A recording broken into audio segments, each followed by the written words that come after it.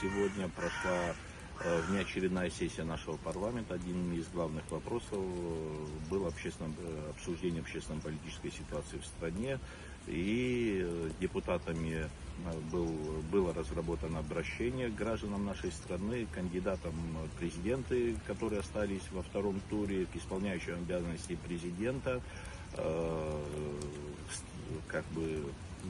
предложениями строго руководствоваться соглашением, подписанным 15 ноября 2024 года, сохранять спокойствие в стране, чтобы мы подошли к выборному процессу и ко второму туру наших выборов в спокойной обстановке, без нарушения действующего выборного законодательства.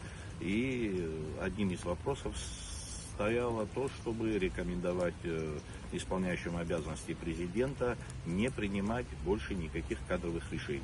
Парламент состоит из депутатов, которые представляют разные политические силы, разные штабы наших сегодняшних кандидатов. И вчера, когда сложилась такая обстановка, мы экстренно собрались, провели необходимые консультации. Была встреча с исполняющим обязанности президента, на котором была высказано